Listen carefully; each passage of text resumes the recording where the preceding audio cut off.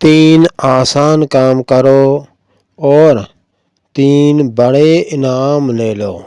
وہ انعام جن کی ہر انسان کو ضرورت ہوتی ہے، وہ 3 انعام مل جائیں پھر اور کوئی ضرورت باقی رہتی ہی نہیں اور کسی کی ضرورت ہی نہیں۔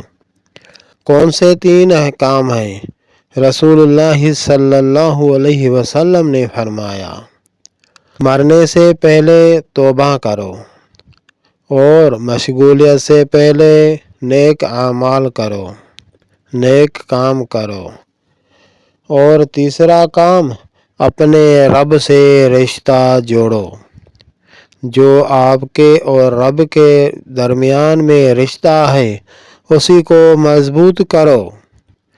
وہ خالق اور آپ مخلوق، وہ معبود اور آپ عابد، وہ مسجود اور آپ ساجد بنو، تو آپ کو 3 انعام ملیں گے۔ رب کے ساتھ رشتہ جوڑنے کا طریقہ، اللہ کو سب سے زیادہ یاد کرو، یعنی اللہ کا ذکر کرو۔ دوسرا طریقہ، صدقہ اور خیرات کرو۔ انشاءاللہ تعالی اللہ راضی ہو جائے گا۔ ملے گا کیا؟ تمہارے رب کی طرف سے آپ کو رزق دیا جائے گا۔ یہی تو پریشانی ہوتی ہے سب کو کہ رزق زیادہ ملے۔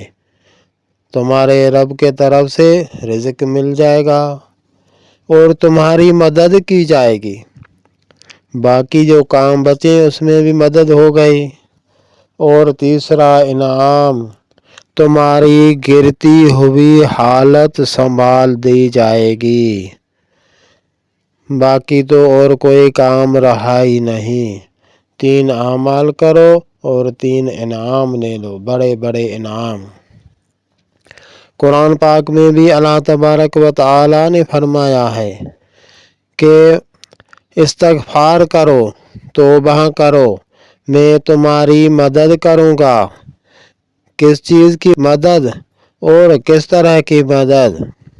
اللہ تبارک و تعالی فرماتے ہیں، تمہاری مدد کروں گا، جو استغفار کرے گا اس کی مدد کروں گا۔